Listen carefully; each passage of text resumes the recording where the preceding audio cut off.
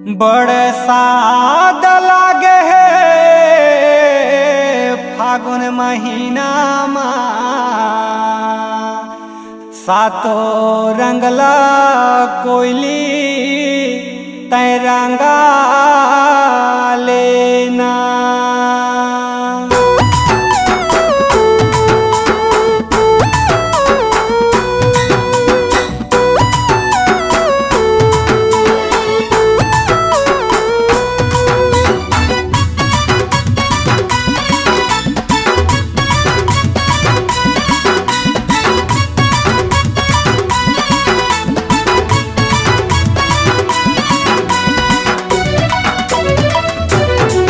ये रंगा वाले ना वो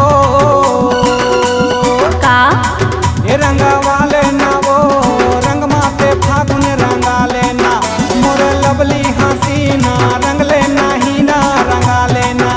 अभी झन रंग नागा होली के बेरा रंगा लेबे एको फागुन महीना नहीं करो मना रंगा लेबे गोरो रंगे लवो रखे तोरे बाबो तय रंगा लेना।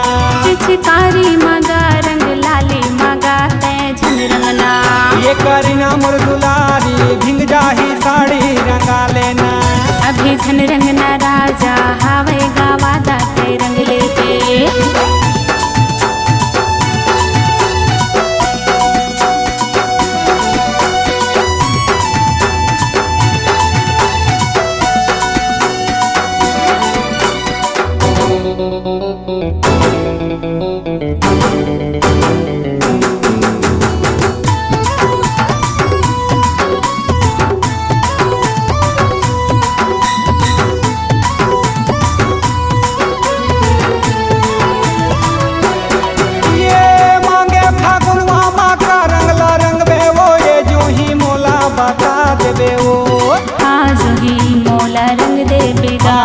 हरा नीला पीला लाले गुलाबी रंग लेना साड़ी बड़ा मजा आई।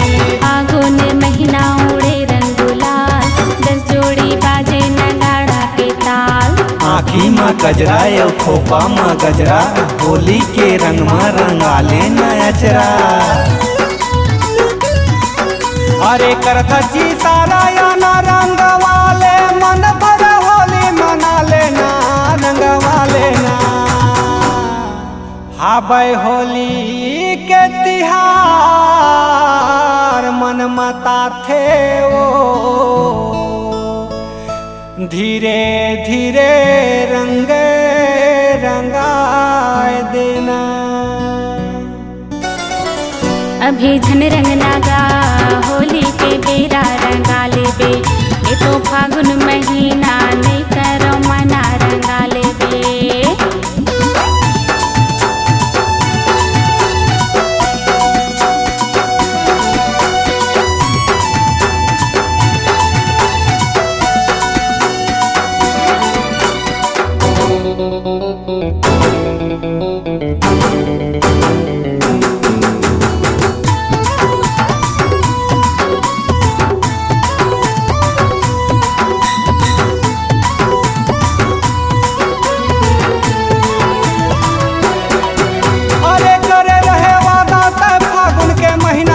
कसम है धोखा झन देवे वो आज ही धोखा नहीं देवागा। रंग हूँ तोला मैं प्रेम सिहानी गाँवे टेकारी मरिया जाबे रानी। ऐसो के होली जरूर मैं आहूँ रंग ले बे मोला मैं तोला रंगा हूँ। आबे वो चंद्रकली जरूर तय आबे बचपन के प्यार मोरे भूल झन जाबे। बागे बागे जाओ तोला घुमा हूँ फागुन में होली खेला ले हूँ रंगवा ले बांधे रहिबे वो प्रीत माया बंधना के होली खेले मायारू तय जरूर आबे। मुला हावे पता करके मैं वादा जरूर आहूँ तोला रंग ले हूँ राजा करता मैं वादा जरूर आहूँ। हरा नीला पीला रंग लगा हूँ आठों अंगला रंग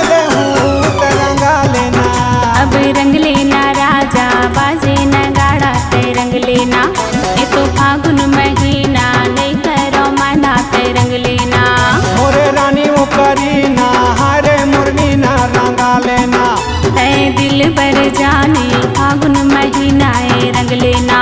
मोरे जानी रे जानू फागुन के महीना रंगा लेना। तय दिल बर जाने फागुन के महीना में रंग देना।